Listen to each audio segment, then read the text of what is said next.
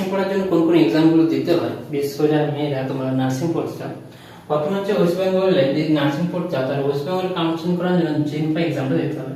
এই এক্সামের থ্রু দিয়ে তুমি কিন্তু ওয়েস্ট বেঙ্গলের মধ্যে যে নার্সিং কলেজগুলো আছে সেটা তুমি কাউন্সিলিং করতে পারো। এরপর কিছু কলেজ আছে প্রাইভেট কলেজ, অনেক প্রাইভেট কলেজ আছে নার্সিং পড়ার জন্য, সেখানে কিন্তু নিটের স্কোরটাও তারা কিন্তু দেখে। নিটের স্কোরের বেসিসে কিন্তু তুমি অ্যাডমিশন নিতে পারো। কিছু কলেজ থাকবে সরকারি অথবা বেসরকারি, সেখানে সেটা তোমাকে ডাইরেক্টলি ওই প্রাইভেট কলেজে জানতে হবে যে নিটের কোন স্কোরের বেসিস তারা রিক্রুটমেন্ট মানে অ্যাডমিশন করাচ্ছে। এছাড়াও এইমস নার্সিং এক্সাম হয়ে থাকে, বিশেষ করে এইমস এর মধ্যে যদি তুমি নার্সিং করতে চাও একটা বড় ইনস্টিটিউটের মধ্যে, সেক্ষেত্রে এইমস নার্সিং এক্সাম তোমাকে কোয়ালিফাই করতে হবে। এছাড়াও যে জিপমার্ক এক্সাম রয়েছে, এটা তোমাকে কিন্তু কোয়ালিফাই করলে তুমি এটা থ্রু কিন্তু কাউন্সিলিং এর মাধ্যমে কলেজ চুজ করতে পারবে। এবার প্রশ্ন হচ্ছে নার্সিং পড়ে এখন সবাই বেকার, তার কারণ তো অবশ্যই বেকার হবে, কারণ ওয়েস্ট বেঙ্গলে টোটাল নার্সের মধ্যে 1 থেকে 2% নার্সদেরকে সরকারি রিক্রুটমেন্ট করা হচ্ছে, মানে জব দেওয়া হচ্ছে। বাকি সব নার্সদেরকে বেসরকারি নার্সিং হোম বা কোনো প্রাইভেট সেক্টরে কাজ করতে হচ্ছে। তার জন্য প্রশ্ন হচ্ছে নার্সিং পর কি করতে পারি আমি এমএসসি নার্সিং করতে পারি, অথবা হসপিটাল ম্যানেজমেন্ট করতে পারি, অথবা নার্স প্র্যাকটিশনার হিসেবে কাজ করতে পারি। এখন প্রশ্ন হচ্ছে তোমাকে কলেজটা ঠিক করে চুজ করতে হবে। চুজ করতে মানে তোমাকে নার্সিং করতে করতে নার্সিং এর যে ট্রেনিং পিরিয়ডগুলো থাকে, ইন্টার্নশিপ পিরিয়ডগুলো থাকে, তোমাকে সেই সব ইনস্টিটিউটের মধ্যে বা কলেজ মানে হসপিটালের মধ্যে কাজ করতে হবে, যেখান থেকে কিন্তু বাইরে যাওয়ার একটা স্কোপ থাকে।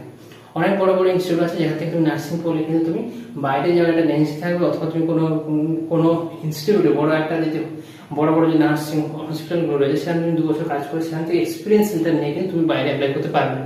কিভাবে অ্যাপ্লাই করতে পারবে না, তুমি ওদের একটা পার্টিকুলার ইংলিশ প্রফিসিয়েন্সি, যেমন অস্ট্রেলিয়াতে কি করে ওদের একটা পার্টিকুলার ইংলিশ প্রফিসিয়েন্সি টেস্ট থাকে, সেটা তোমাকে ক্লিয়ার করতে হবে এবং তোমাকে অ্যাপ্লিকেশন করতে পোর্টাল থ্রু তোমার ডিগ্রি সার্টিফিকেট দিয়ে, এবং তোমাকে ওখানে নিশ্চয়ই একটা রিটেন এক্সাম হবে। ওই রিটেন এক্সামে যদি কোয়ালিফাই করতে পারো তাহলে তুমি কিন্তু অ্যাজ এ ইন অস্ট্রেলিয়া বা এরকম কান্ট্রি যেগুলো আছে সিঙ্গাপুর, কানাডা, ইউকে, সেখানে কিন্তু তুমি অ্যাজ এ স্টাফ নার্সে জয়েন করতে পারবে। মানে তুমি জব মানে ওখানে তোমার ট্রান্সফার হচ্ছে জব, মানে তুমি জব করার জন্য।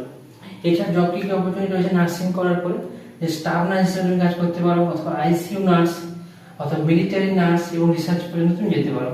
তো নার্সিং করলে বা যাই নিয়েই পড়ো, ইন্ডিয়াতে জব নেই, ইন্ডিয়াতে খুবই কম জব, বুঝতেই পারছো।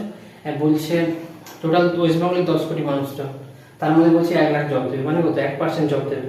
তো 1% লোকে জব দেবে, আর বাকি লোকগুলো কি করবে? তাহলে সেখান থেকে তোমাকে বুঝতে হবে যে সুযোগটা শুরু থেকে ইউজ করতে হবে। সুযোগটা শুরু থেকে ইউজ করলে তুমি যত জলদি দেশ থেকে বেরোতে পারবে বা রাজ্য থেকে বেরোতে পারবে, তত বেশি তুমি কিন্তু তোমার স্যালারি থেকে শুরু করে অপরচুনিটিস কিন্তু সবকিছু বেশি। তাই চেষ্টা করবো বুঝে খবর নেওয়ার আর ইনফরমেশন জোগাড় করে, যে আমি নার্সিং পড়ি, এগ্রিকালচার পড়ি বা ফার্মাসি পড়ি, সব কিছু অপরচুনিটি আছে। আর যারা মেডিকেল পড়ছে বা ইঞ্জিনিয়ারিং পড়েছে, তো প্রত্যেক বছর যত এমবিবিএস গ্র্যাজুয়েট বেরোচ্ছে, কজন ডাক্তার হচ্ছে? এখন ডাক্তারও বেকার, এখন ডাক্তারও বাড়িতে বসে আছে, কারণ জব অপরচুনিটি খুবই কম।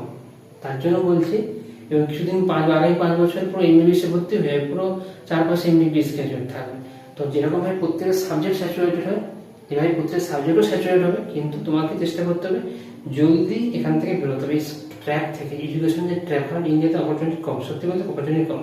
তুমি যখন বাইরে যাবে, বাইরে দিকে যখন এক্সপ্লোর করবে, তখন তুমি বুঝতে পারবে যে ইন্ডিয়াতে পিছিয়ে থাকি আমরা, কারণ আমাদের মাইন্ডসেটটাই পিছিয়ে আছে। এখান থেকে যত জলদি বেরোতে পারবে তত দেবে অনেক এগিয়ে গেছো, না হলে প্রবলেম। জব নেই এবং স্যালারিও লিমিটেড।